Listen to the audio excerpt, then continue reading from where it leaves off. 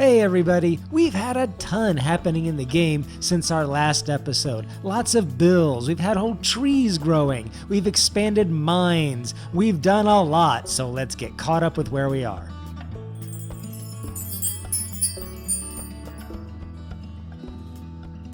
There's been so much progress, but one of the things we really need to do is expand our storage capacity. Now there's two basic types of storages. There is the stockpile and the chest. Anything that you can put into the chest, you can store in a stockpile. But it doesn't work the other way around. There's only certain things that will go into a stockpile that won't fit into the chest.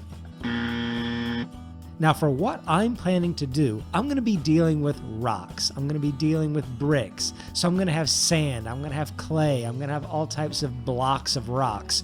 So I need to put those types of things into stockpiles.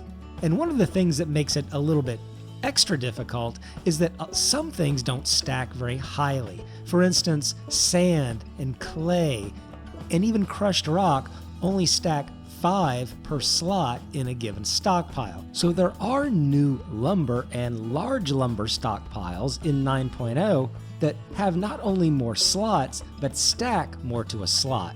Up to 10 of these kind of 5 to a stack items for a regular stockpile. But those aren't available right at the beginning, early on in the game, so you're probably going to wind up using the regular stockpiles at least for a little while. So you need lots and lots of stockpiles to be able to do that kind of business. So what I've done is build a second tier, a kind of second floor where I can stack stockpiles a little bit closer to my store and a little bit closer to my kiln and my mortaring table so I can work with them. I was also able to just build around this tree. I don't like to completely devastate the area that I'm building in. I like for my workshops and my homes to be nestled into the surrounding environment a little bit. So if this works out long term, I'll keep this tree here for as long as I possibly can. Another thing I've done is I've started my main mine shaft for my acquisition of shale, and I'm going to be using lots of shale to make bricks. You remember in the previous episode, I talked about using dirt for dirt ramps, so here you can see an actual use of that. These are leading down into my mine that's eventually going to open up and expand out. These will be huge rooms down here just mined out of all the shale. In my ever-hungry acquisition for sand, I've also greatly expanded this little beach area where I was just digging out sand before, and I've gotten into limestone and clay and sandstone and all kinds of other things. And I'm just about reaching a point where I'm no longer going to be able to effectively just dig out my own sand to supply my mortar for my bricks and other things. I'm going to have to start buying my sand from a miner that's going to be grinding down the rocks, sifting them, and selling the sand like I talked about before. But so far, this has been a great way to just get some production going. Now to speak more about miners and the mining. All that shale that I was digging out before, I'm not going to be able to use that directly to be able to make my bricks. That's actually one of the changes between the 8.x versions and 9.0. I'm going to need that shale crushed down into crushed shale to be able to use it for my bricks, and that requires a miner. Now, one of the very industrious people on this server got the bright idea and knew that I was making bricks, so erected near my property this little tiny grinding shop over here. A convenient location for me to be able to take my shale, go over to his little grinding store, sell the shale, and then buy back the ground shale, the crushed up shale, to be able to use for my bricks. He's actually done this to one of the other brick makers on the server here, which I thought was really ingenious and just very creative. He's making it convenient not only for me, but he's helping ensure that my products will be sold to him. Now, I don't really encourage monopolies on things, but if you're gonna put in the effort to build a shop and actually set it up like that, I think that that's actually perfectly fair game. So kudos to the ingenuity.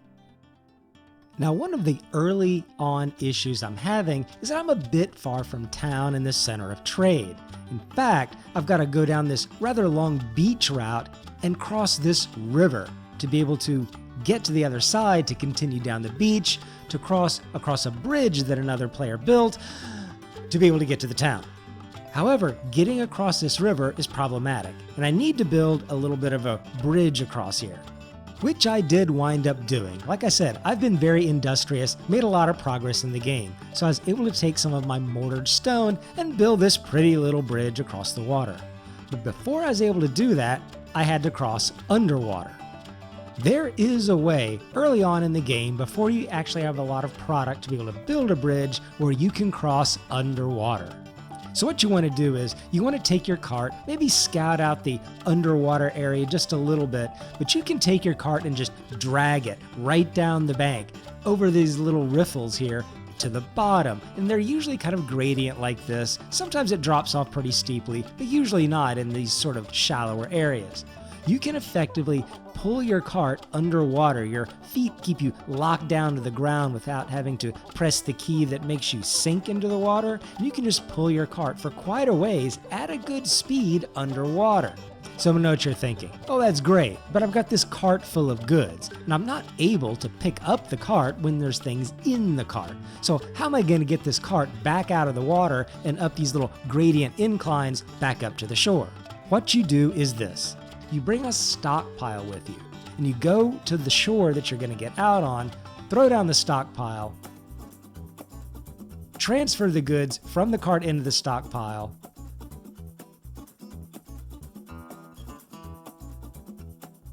then pick up the cart,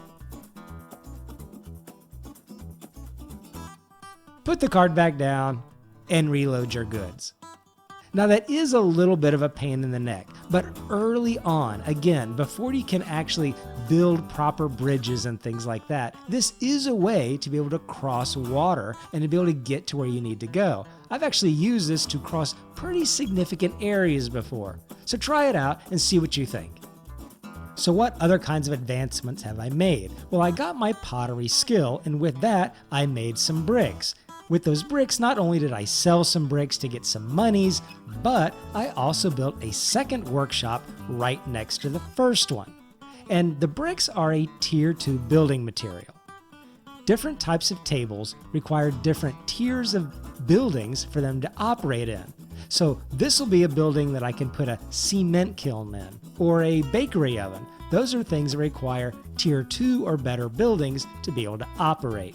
And just in advance, I decided to go ahead and build this here. I could change my mind and turn this into a bit of a house and start getting skill points generating from my house, but I think I'm probably going to use it as a workshop. But that's not all your hero Earth has been up to. I've been buying land. That's right, I am also a landowner. Each time you learn a new skill by reading a skill scroll that was created from a skill book, you get 5 land claims. Now, one of the nice things about the DadSpeed server is that research is essentially free. Each player is not left up to his own devices to have to gather all the materials to make a skill scroll to be able to learn something. Whoever happens to be able to learn that thing will get cooperation from the other players, and generally speaking, those scrolls are sold in their stores for very reasonable prices. We're not really trying to hold research so much at bay as we are just trying to make a good economic and cooperative server. So I was able to buy some of these skills, take those land claims, and go downtown and buy a nice little plot of land. I selected this location right along the side of the road, right near the heart of town. And I selected it near this cliff. I've learned that storage, once again, is very, very important. And even though I'm going to have storage on the same level as the road, and some storage probably above it in a second story, it's always nice to have storage underneath, underground. And so this cliff will serve as a natural excavation for me and keep me from having to do a lot of digging.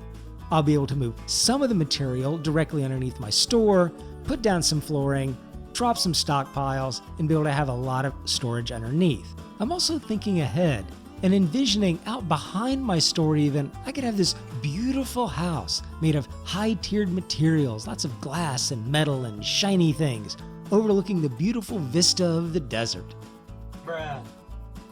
And last, but certainly not least, I bought myself a car. Yes, it is a coal-powered steam truck. And even though I love my cart, for going long distances and hauling lots of goods, nothing beats a good old-fashioned truck. Next time, I'm going to try to get my downtown store fully operational and get my pricing and all the goods kind of set up and level set with the rest of the players. I'm also going to get my mining operation a little more fully functional and a little more secure. I'm also going to see what I can do about making some cement and selling that in exchange for some better roads, because I need a better way to get to town. The sand is slow to drive on. I hope you're enjoying following this playthrough, and I'll be talking to you later.